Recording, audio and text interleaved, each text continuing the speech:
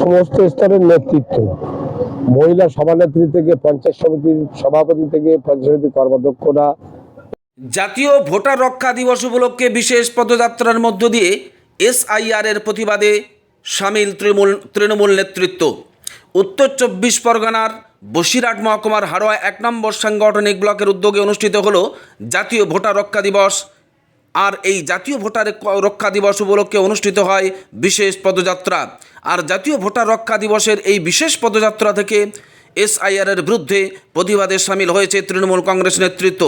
হাড়োয়া ১ নম্বর block Trinamool কংগ্রেসের সভাপতি শফিক আহমেদ নেতৃত্বে অনুষ্ঠিত হয় এই বিশেষ পদযাত্রা।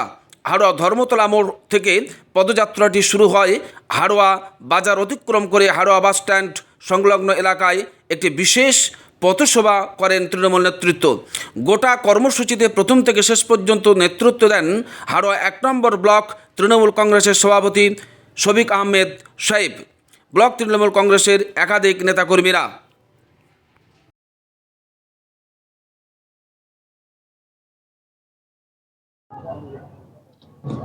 আজকে আমাদের সমস্ত স্তরের নেতৃত্ব, মহিলা সভানেত্রী থেকে পঞ্চায়েত সমিতির সভাপতি থেকে পঞ্চায়েত সমিতির কর্মাধ্যক্ষরা এবং পঞ্চায়েত প্রধানরা, অঞ্চল সভাপতিরা, জেলার দায়িত্বপ্রাপ্ত নেতারা, এখানে আমাদের শাখা সংগঠনের সমস্ত স্তরের নেতারা সবাই মিলে আজকে জাতীয় ভোটার দিবস, এই জাতীয় ভোটার দিবস আমরা এখানে দীর্ঘদিন ধরে পালন করা হতো, কিন্তু এবারে একটু তার অন্য মাত্রা পেয়েছে।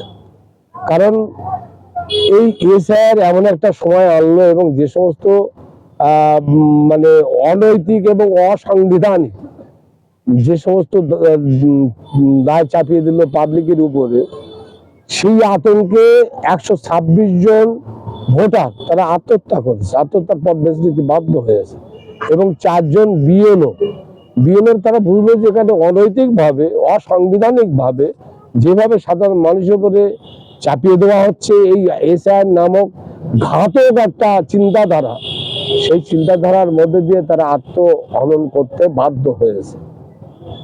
এবং সাথে সাথে বলবো যে বিজেপি সরকার বাংলা সরকারকে উৎখাত করার জন্য এবং বাংলার সংস্কৃতিকে ধ্বংস করার জন্য মনীষীদের যেভাবে আক্রমণ করছে এবং মমতা ব্যানার্জি সরকারকে কালিমালিপ্ত করার জন্য এবং বাংলার যে কৃষ্টি কালচার এবং বাঙালি যে সত্তা, এই সত্তাকে কেড়ে নেওয়ার জন্য আজকের গুজরাটি ভাবনা নিয়ে এই বাংলার মধ্যে ঢোকানোর চেষ্টা করছে।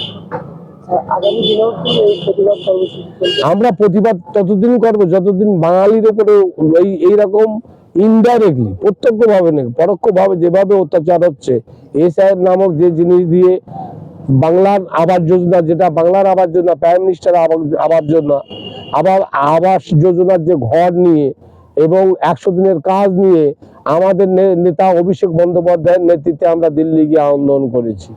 সেই আন্দোলন করে আমরা কোনো ফল পাইনি।